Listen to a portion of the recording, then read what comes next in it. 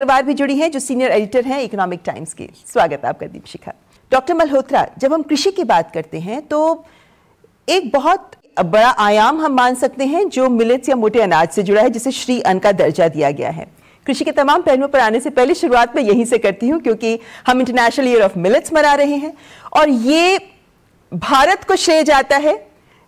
जो इसको यूएन तक लेकर गया। आप खुद इस प्रपोजल को भारत सरकार की ओर से यूनाइटेड नेशंस तक लेकर गए, हर स्तर तक ये प्रपोजल पास करवाने में आप वहां मौजूद रहे थे। इसलिए सबसे पहले आप ही से ये सवाल, मोटे अनाज की ओर जिसे हम श्री अन्न का दर्जा दे रहे हैं, इसका रुख करना तो सही है,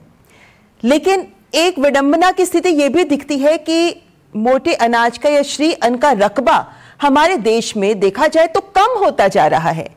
क्या इस बार के बजट में ऐसे प्रावधान हैं कि इस प्रक्रिया को मोड़ सके, रिवर्स कर सके?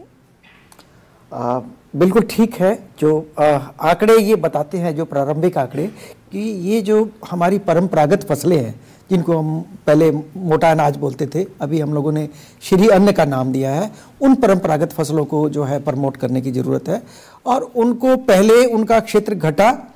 और इसका जो महत्व है वो थोड़ा इसलिए कम हुआ क्योंकि गेहूं और चावल को ज़्यादा बढ़ावा दिया गया था। तो बाद में इनके गुणों की पहचान की गई कि ये हमारी परंपरागत फसलें एक अद्भुत गुण रखती हैं, और इसी पहचान को, क्योंकि इसके और भी कई चीज़ें, क्योंकि हम लोग कहते हैं कि अभी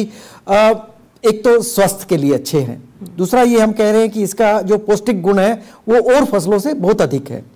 और तीसरा जो कहते हैं कि एनवायरमेंटल बेनिफिट्स, तो ये जमीन से और एनवायरनमेंट से कम मांगती है, कम इनपुट दे करके हम ज़्यादा उत्पादन कर सकते हैं। तो वापस हमें अपनी परंपरागत उस पद्धति पे आना पड़ेगा, और हमारे यहाँ की जो जलवायु है इनको उत्पादन करने के लिए बहुत ही अनुकूल है, और हम किसानों को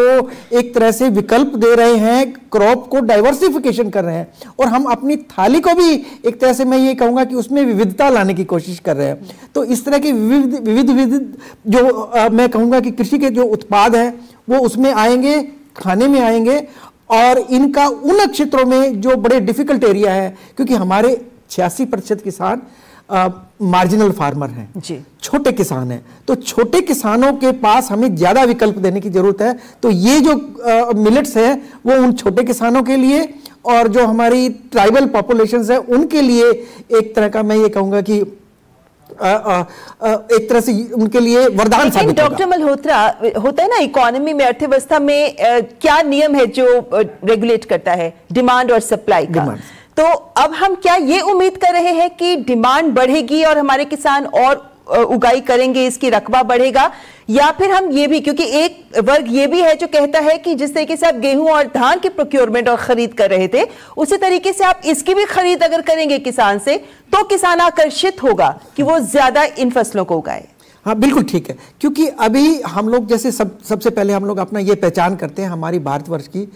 कृषि के क्षेत्र में स्ट्रेंथ क्या है। तो उस स्ट्रेंथ पॉइंट ऑफ व्यू से हम ये कहेंगे कि ये अनाज हमारे अपने हैं जो हमें परंपरागत रूप से मिले हैं, तो उनको हम आगे बढ़ाएं और पूरे विश्व में जाकर उनकी ब्रांडिंग एक तरह से एस्टेब्लिश हो, जिससे कि हमारे किसानों को सीधा लाभ मिले, हमारी जो ग्रामीण जो एक तरह से पॉपुलेशन है वहां पर उससे संबंधित जो उद्योग हैं, छोटे छोटे उद्योग हैं, वो भी निकल करके सामने आए जो इस तरह की फसलों से संबंधित है। तो उसका पूरा लाभ जो है उस क्षेत्र को मिलेगा, और हमारी जो इकोनॉमी है वो उसको उसमें भी जो एक तरह से मैं ये कहूंगा कहीं ना कहीं हम उसको उसी रूप से लिंक करके ले जाएंगे। राज्यों को भी ऑप्शन दिया गया है ना, 25% तक वो अन्य फसलों का रुख कर सकते हैं। जी, जो पहले प्रोक्योरमेंट होता था वो गेहूं और चावल का होता था, तो बाद में उनका एमएसपी और 23 फसलों का एमएसपी है, और बाद में ये भी प्रावधान रखा गया कि हमें मिलेट्स का भी एमएसपी करना चाहिए और उसको पब्लिक डिस्ट्रीब्यूशन सिस्टम में हम लोग लेकर के आए। तो पब्लिक डिस्ट्रीब्यूशन सिस्टम में राज्य सरकारों को एक तरह का मैं ये कहूँगा कि